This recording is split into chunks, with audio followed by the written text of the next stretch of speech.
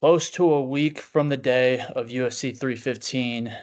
We'll break down this card a little bit here, just the top two, as there's major implications for both of these fights. Starting off with Valentina and Manon Fior. Jay, this is the first time we actually watched a card in person together. Yeah. You picked Fior in your prediction video. What do you think went wrong? What do you think happened? Why do you think Tina was able to retain? I think, obviously she's been there, done that. This is not, she's a UC title fights, these 5-5 fights. Furo isn't. And I don't think Furo's fought anyone that is like Valentina Shevchenko. I think that played a lot into it. Before I go any further, I do want to shout out Daniel from last week who came on in short notice. I think, real quick, let me look. Yeah, he got one fight wrong on one prediction wrong. So shout out him. That was pretty good. Appreciate him filling in for me. Yeah, he was pretty hyped that he only got one wrong. But yeah, man, I wanted Fro to get it done. I thought this fight was gonna be a lot better than it was. Uh, I'm glad the main event came in and saved it. Um, God, I mean, this fight was something. It wasn't something to watch. I will tell you that. Uh, I I mean, think it it was was a large. I'm sorry to cut you off. I think it was a large improvement as far as entertainment wise from the Alexa Grasso fight in the Sphere, though. yeah, I will say it was more entertaining than the Grosso fight, but I mean, it was still it was a WMMA fight. I'll just put it at that. I can't say that because the Natalia Silva fight was good. Um, Spoiler alert, I think that's what's next for Shevchenko. I think that's who she should fight next. But yeah, I'm sad for Manny Farrow. I don't think she's old. She's like 37. I think she's younger than that. No, she's. Let me look it up. I think she's old, but I mean, if she is, I think this is like she only got. I think she only got that much left. Let's look it up. How I thought looking at it last time she was 35. it might be. But Yeah, 35. So yep. she's still got a little bit longer, but it's hard to after watching what I watched last Saturday, it's hard to see her even coming back and maybe beating Shevchenko. I think Yeah, Shevchenko. it's It looked like she schooled her.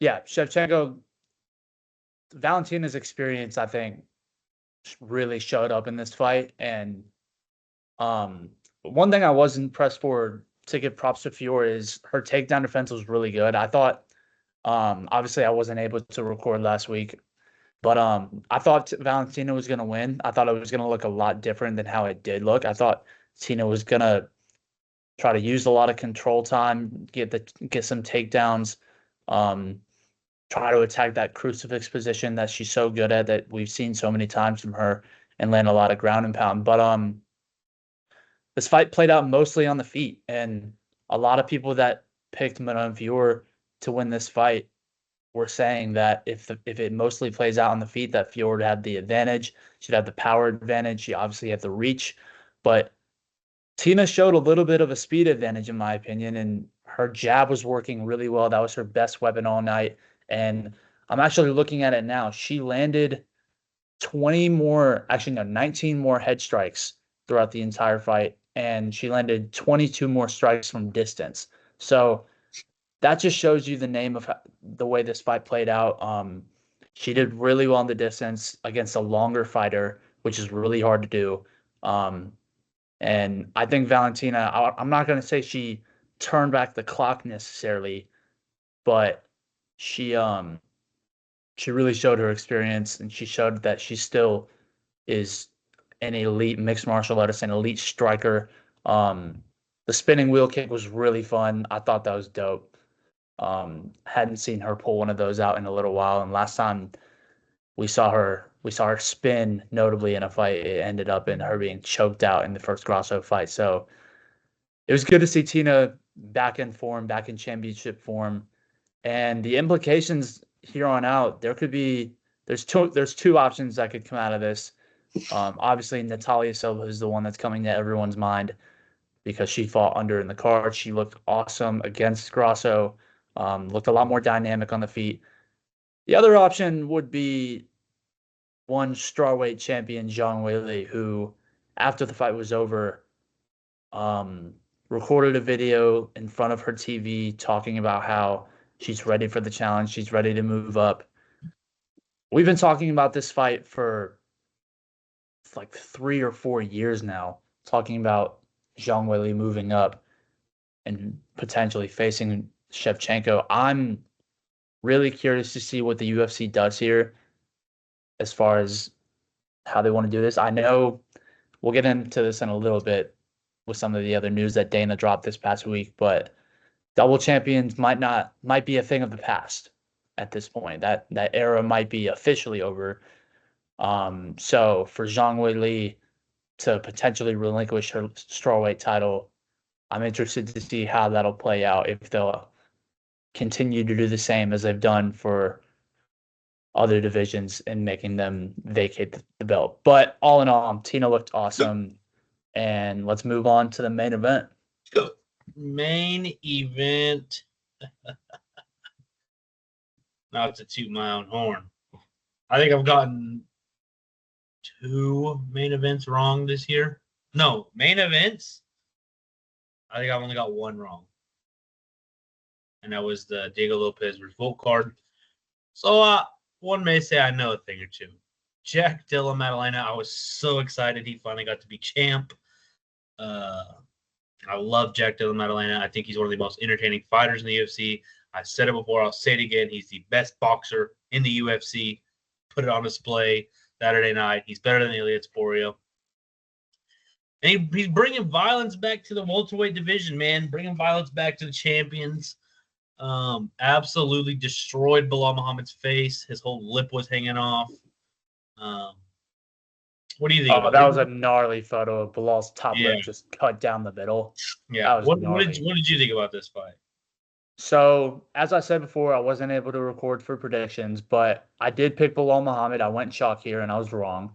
Um, I thought Bilal was after the Leon fight. I thought Bilal's forward pressure and his volume was going to be really hard for anyone in the division to deal with, and especially Jack, who in previous fights had showed um, that he was able to be taken down, that he was there for it. So I was, needless to say, I was extremely impressed with Jack.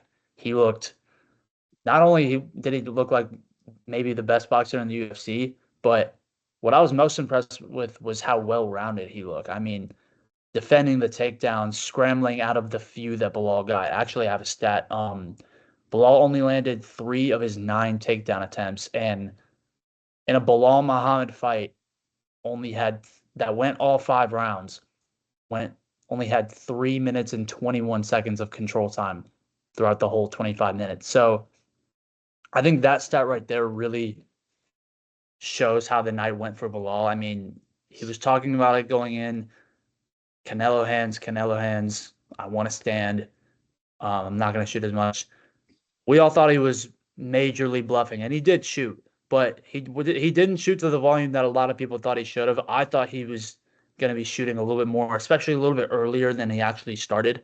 Um, but one thing that I want to make sure we do and that is known is a lot of people are talking about that, and I think that's fair. But all in all, I think the props still need to go to Jack, though. It's not like I don't think Bilal came in with this wrong game plan or anything. I think Jack was just ready for the moment. I think Jack had the perfect game plan. And in distance, I mean, you look at the total strikes, 200 of 364 landed, 178 significant, and just not letting Bilal control him on the ground was huge. And we all thought going in that if Jack was not going to let the takedown happen, that he would have the advantage, and he most certainly did. And he looked like a true champion. And we we've got a lot of moving pieces because of this result, and I'm really excited for it. But one thing before we get to most of the news, um, I think the media and how everything was being portrayed before this fight and even afterwards with the ramifications of what happens in lightweight after this and welterweight kind of overshadowed how good this fight actually was and overshadowed just the love that this fight should have gotten. I mean, I was super impressed with Bilal even in the loss. Um, he put on a fun, scrappy fight. His hands didn't look awful, really. Like he was landing. Obviously, you see the 132 significant strikes. Um, so I thought Bilal looked good. I'm gonna be the first one to say I didn't really hate on his performance at all because I know on the internet it's easy to hate on Bilal, but all in all, this fight is up there for fight of the year in my opinion, and I hope it gets recognized as that. Yeah, we're not Bilal haters by any means. I think Bilal is a very good fighter. I would say we don't think he looked bad. I just think Jack looked a hell of a lot better. I will say, I don't think Preston will agree with me on this. You can argue 5-0. You really can. You can definitely argue it. It's not undeniable that it could be 5-0. I had it 4-1. I was shocked that the refs, or not the refs, the judges gave Bilal, two of the judges gave Bilal round one. That's kind of scary that Oh, that was obscene.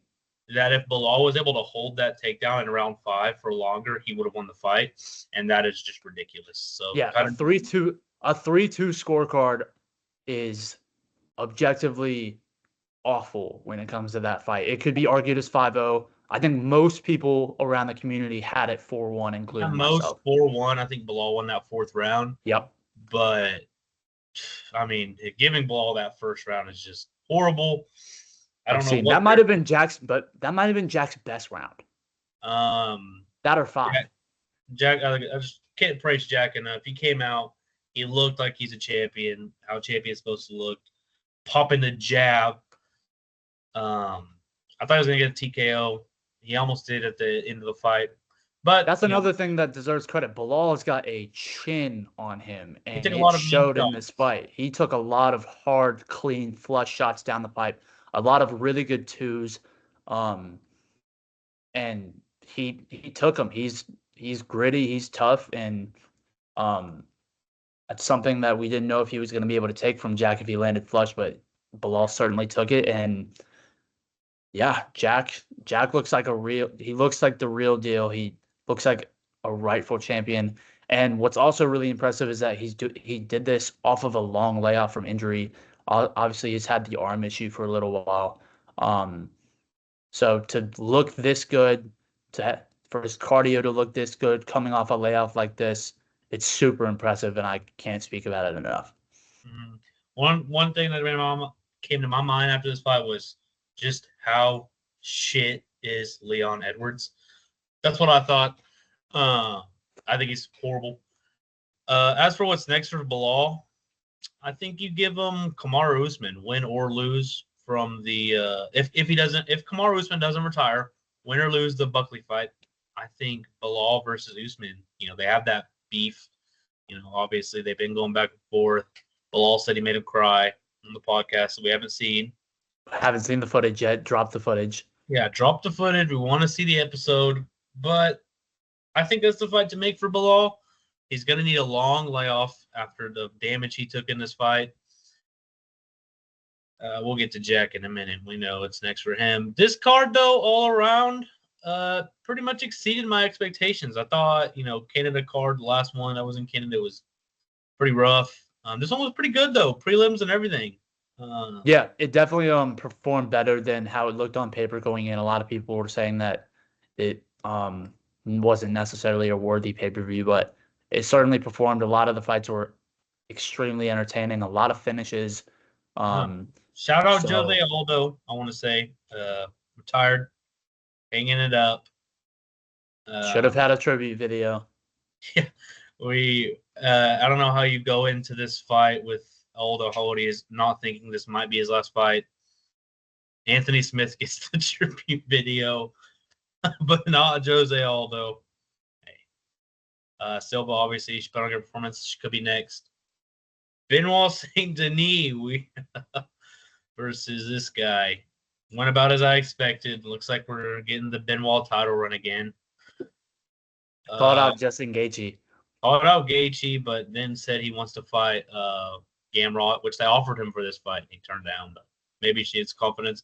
Mike Malott beats Charles Radke. I thought Radke was gonna get it done, but Yeah, Malott put it. Radke, I picked him a lot, and I wasn't really rooting for either one of them either way, but Radke it looked like Radke was real close to finishing it at one point. He was landing some clean shots, and Malak just landed a flush shot, and it put Radke down. So the Chicago boys went 0-2. Yeah, sad to see. Um, Jasmine Judovicius subs on Jessica Andrade. She looks dangerous at 125. Obviously, Silva is the rightful number one contender right now, but Jasmine's going to be up there for sure. Yeah. I think Jasmine will fight Grosso next. I think that's not a bad fight. Not at all. Bukowskis robbed Iwan Kutalaba. That was crazy. Navajo Sterling got it done. I figured he'd get it done. Yep, shout out Izzy. That's one of Izzy's boys. Yep. Burial knocks out Bruno Silva. Bruno Silva just got cut too after this. No longer in the UFC. Yeah. So, probably for the best. I was really worried for him. See, obviously, it was really scary seeing him go out in a stretcher. No one ever wants to see that. I mean, when you have a dent in your head. Yeah, a la Michael Venom Page,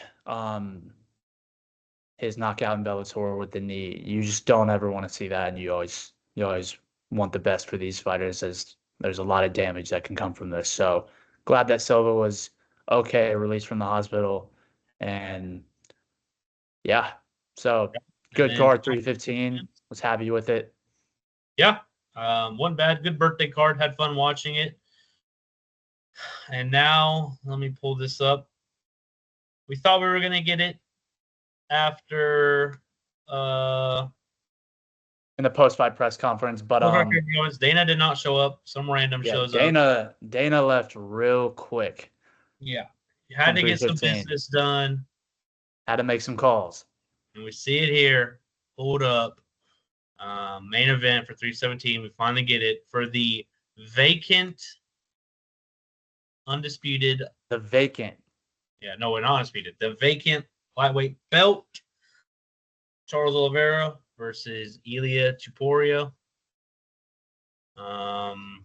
Everyone already knew this was going to happen after we saw what happened with the main event. But nonetheless, big news. What else? Duplessis versus Chimaev. I was really excited to see that get done for 319. Yeah, it's really huge to be able to see that Hamzat's going to be able to get back into the U.S. It's going to open him up to be more active, I feel. And, obviously you don't want any champions that are only fighting once a year in the same location, other than John Jones, apparently. But, yeah, so it's good for Hamzat to be able to get back into the U.S. And then it also confirmed Jack Della Maddalena versus Islam Makhachev for we don't know when yet. But we're going to talk about this real quick. Also, we're not going to talk about because I'm not going to waste your guys' attention on it. We already know how it's going to go. Pantoja versus Kai France also announced as the co-main for 317. But, anyways, all right. So we're here. Islam has vacated. And one thing I want to say is how in the fuck does Islam vacate his belt with 4 defenses before John Jones is forced to vacate his? What are we doing at UFC? I don't understand it. I don't know if you follow Tony Has Died on Instagram, but he put out a petition for the UFC to strip John Jones of the title. I signed it. I went on there and signed it as soon as I saw the post. But to talk about Oliveira and Topuria, it's the right thing to do. Sarukian, the UFC has been saying this whole time that he's going to have to fight one more time after pulling out on less than a day's notice for his first title crack against Islam. So I think this is the perfect matchup. A lot of people are saying that this might end up being more entertaining than Islam and Topuria would have been. I'm not going to be one of those people, but I'm not going to complain about this either. you see the betting line on this fight by chance? Because a lot of people were a little shocked by the betting line. I think so. I know was I'll tell you it. I'll just tell you it right now. Ilya was minus 520, something like that, was he? No, less than that. Ilya was minus 370. Yeah. That's a large favor against someone as seasoned and someone who has the championship pedigree as Charles Oliveira. He's getting a little bit older, obviously. Ilya's right in his prime, right in the middle of it. But um, I cannot wait for this. And one thing I want to say, I'm happy that the UFC. This is what I assume happened. Put their foot down and had Islam vacate. Obviously, there was reports going around before UFC 315 that no matter what was going to happen, Islam wasn't going to vacate the title. Um, so I think that was Ali going on Islam's Twitter and putting that message out there. Um, but it's only fair because Taporia obviously coming up, relinquishing his featherweight title. That definitely wasn't his first option. He would have wanted the double champ status as well. So I think it's only fair that the UFC have Islam vacate.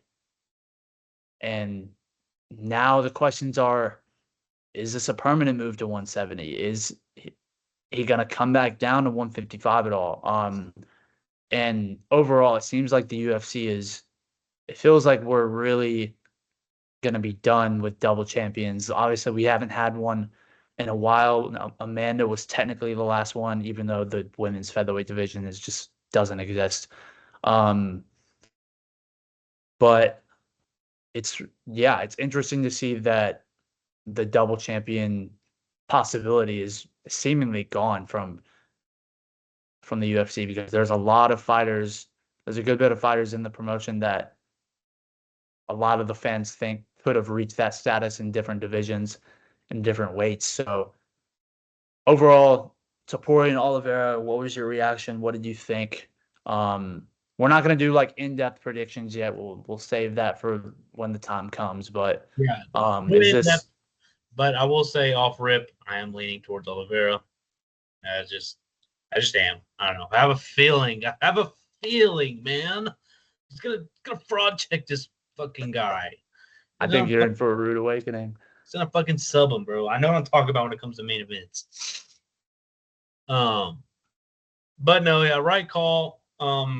As big as I'm fan, sad to see him forced to vacate. I think they came to some agreements and some deals instead of just so he didn't have to just straight strip him.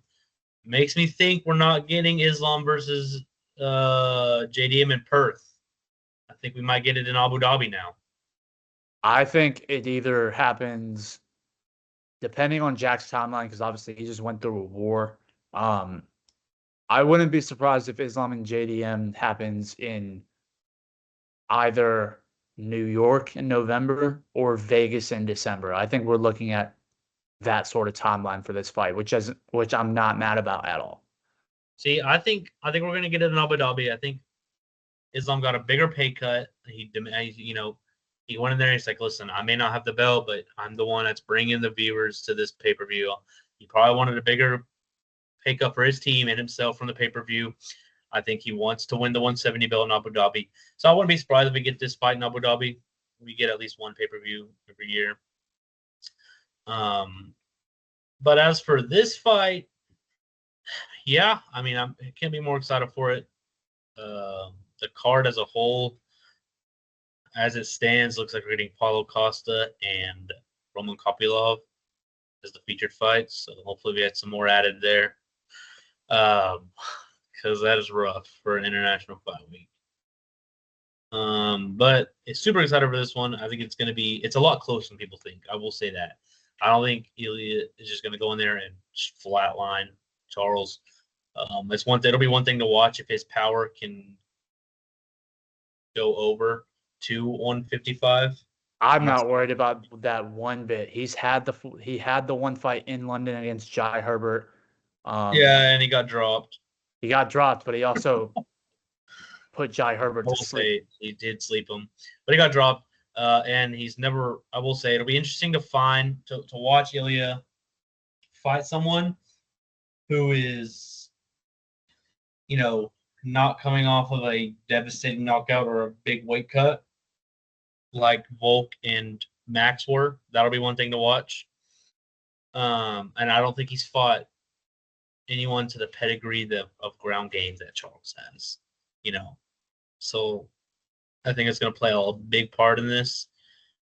I think Charles' last couple fights, we always, Charles, he does always get a little, he'll get hurt in his fights, and He's I think hittable. he's hittable. He will get hurt. He got a little rocked in the Michael Chandler fight, but really his past couple fights, he hasn't been dropped. But since the Islam fight, Dariush, he was able to put him away. I don't know if he had a fight before the Sarukian fight, but Sarukian fight he didn't get hurt. It was Uh, Dariush and then Sarukian. yeah, Dariush put him away. Sarukian he didn't get hurt, and Michael Chandler he got wobbled a little bit, but I wouldn't say he got like actually like nothing that was about him about to be finished. So besides the back of the head shots from Michael Chandler, but so I think the chin has improved for Charles. He hasn't. I think it's healed. But if there's anyone that can test that, I mean, it will be Elias Poria. He says he's going to make it least painful for Charles because he likes him. Yeah, he already went to Twitter and talked about, I don't have the exact quote, but he said, I apologize in advance. He I'm said, just trying to make another dream of mine come true.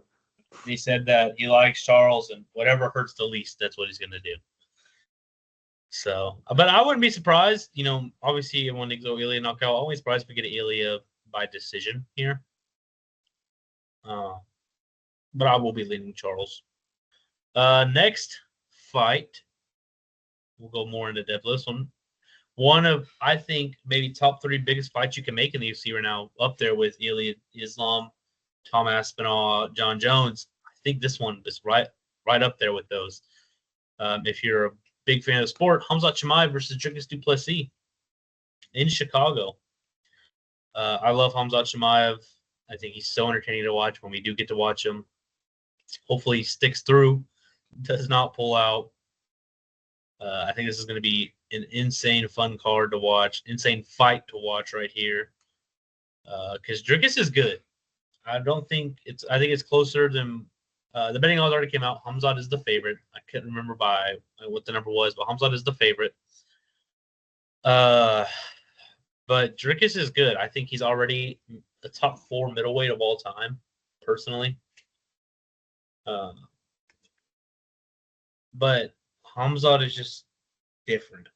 Khamzat is natural born like killer. Like he has that killer instinct. I think You he's don't know what the line is? yeah. So per DraftKings, Hamzat minus 200, Drake is plus 165.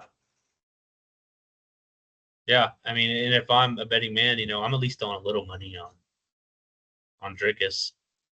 I like those odds for Drake a lot. What I was gonna say was, I'm really interested to see how Hamzat's or how Dracus's takedown defense is gonna look here. I mean, that's pretty obvious. That's what Hamzat leans on. That's what he's gonna do. But Dracus has shown, I mean, he's one of the stronger, bigger middleweights that we've seen that's been champion for a while. And on the feet, I think Dracus is going to have an advantage after maybe throughout the whole fight, but especially after the first round. And that's the big question. That's always the question we have with Hamzat. If it gets past the first round, the second round, how is he going to look? How is his cardio and his win going to look? A lot of people talk about that Usman fight that Usman took on like 10 days notice, talking about how if that was a 5-round fight, it would look a lot different and there may be a different result. So I trust Drake's cardio. No surgery, Dracus is a real thing, and we saw it. A lot of people put that down whenever he was talking about it, but that's real. And I'm interested to see how defensively sound Dracus is going to be able to be because so far no one else has been able to stop the freight train that Hamzat is, and I certainly get him being the favorite. That line is about what I would have it as, maybe a little bit less, I would say. Maybe like a minus 150 for Hamza is what I'd have it at. But nonetheless, there's a lot of people that are surprised that, I mean, that Hamza's a favorite. I mean, or at least that much of a favorite. Like Michael Bisping put out a video, I believe it was yesterday. He was utterly shocked that Drakus wasn't the favorite. Which I'm personally not shocked, but it is it is a lot closer than people are gonna make it out to be, just because of how much hype Hamza has. And it's just good to see the culmination of Hamza potentially be here. We've been waiting for a moment for Hamza like this for so long. We had the Whitaker fight where he established himself as the number one contender, and we've been talking about Hamza fighting for a title across two divisions now, um, for the last 3 years. So it's really good to see him finally get to the mountaintop, see what he can do at the championship level with the 5 rounds. Um, so I could not be more excited for this. It's one of, like as you said, it's one of the biggest fights that the UFC can make. Yeah, you brought up the cardio. That's one thing. I won't say not you, but that pisses me off. But Hamza, I mean, they talk about this guy like, you know, like he can last 5 minutes and that's it. This guy, he's a professional fighter.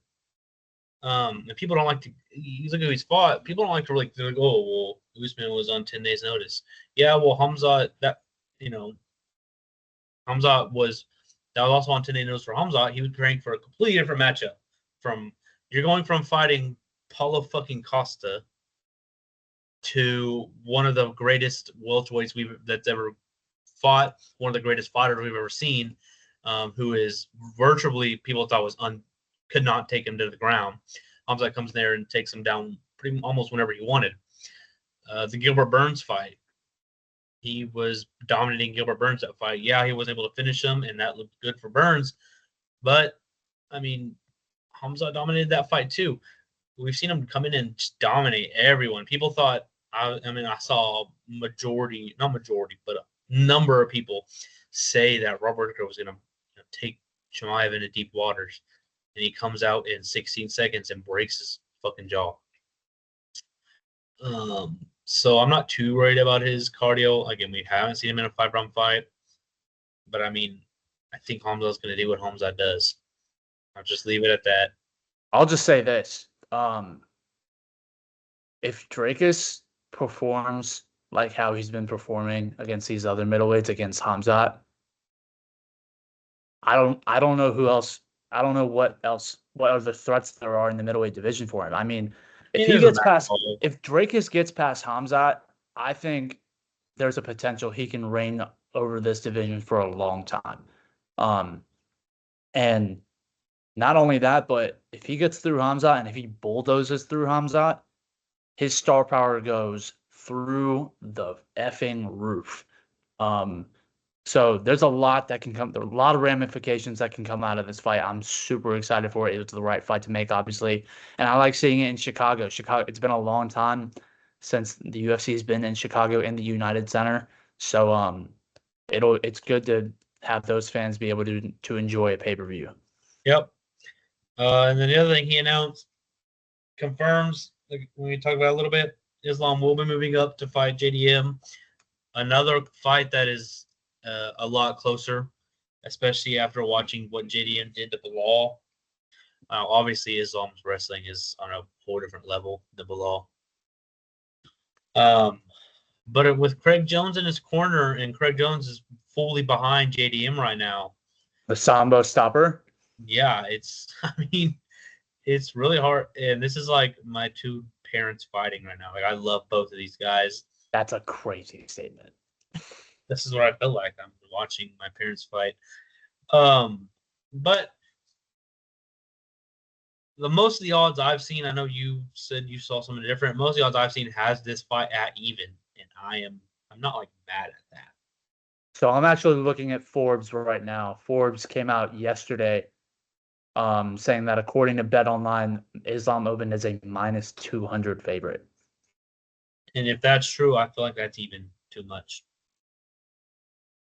Like JDM is good. Very. I think Yeah. he can easily find a way to beat Islam Makhachev.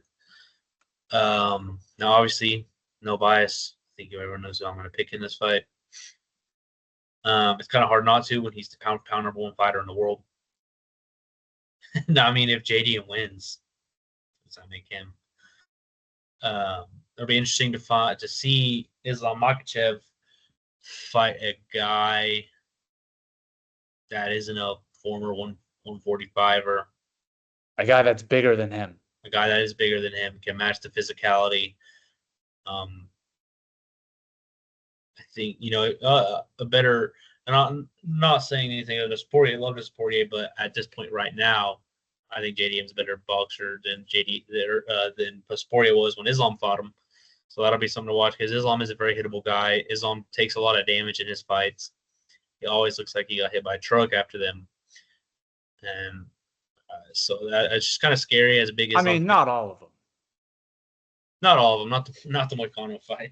The Poirier fight and the Volk 1 fight, he took a little bit of damage. But other than that, I mean, Islam. I'm just saying Islam is hittable. He can take damage. Like I mean that Poirier fight, he took a lot of damage. I mean, I even thought at one point it was going to be called for a doctor stoppage in the 5th round. He was bleeding so much from the forehead. But yeah, super excited about this fight. Islam, if he wins the 170 belt, it's no glaze, but it's gonna be hard to argue him outside of the top 3. Yeah, it's he's gonna be up there for sure if he's not already. One of the greatest fighters we've ever seen.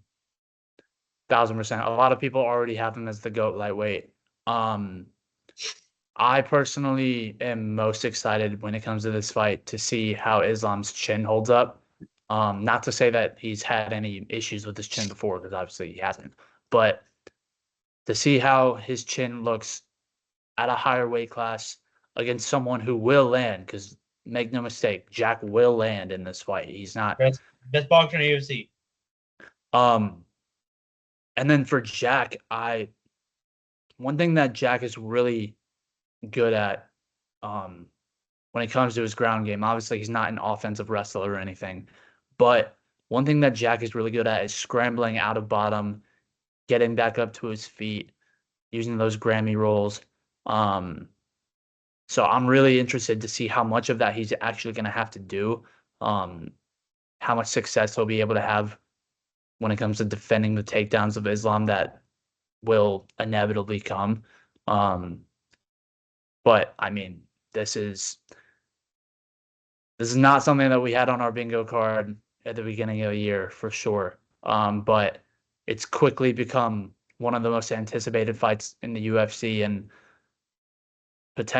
has the potential to be one of the best fights we've seen in a long time, with huge ramifications.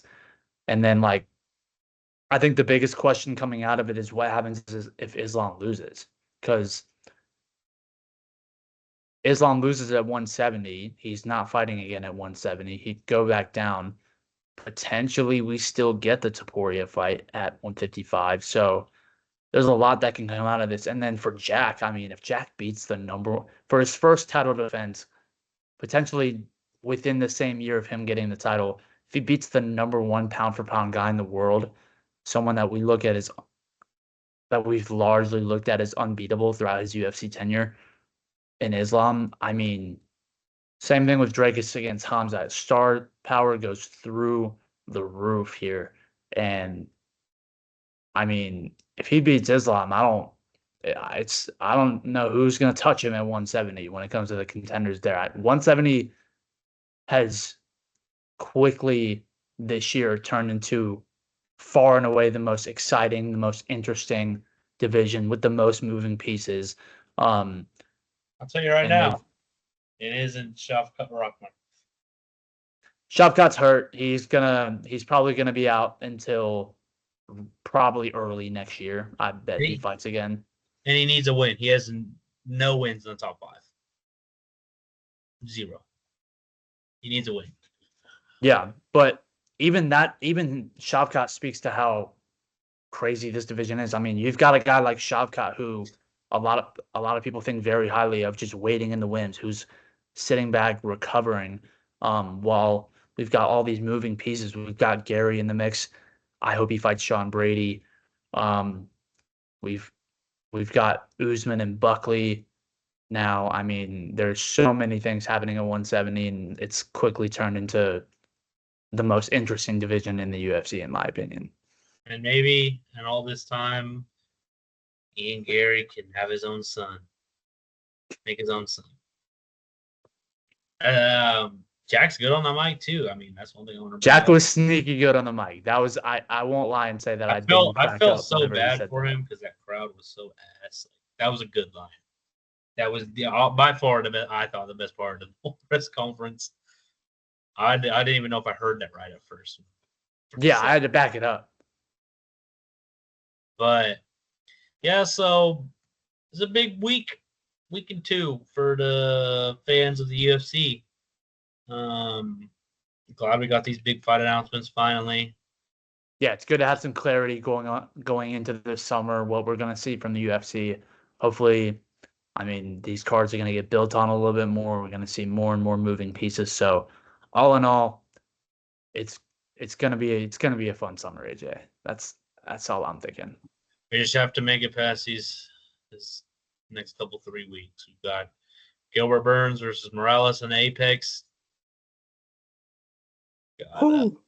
Gilbert Burns main event 2025.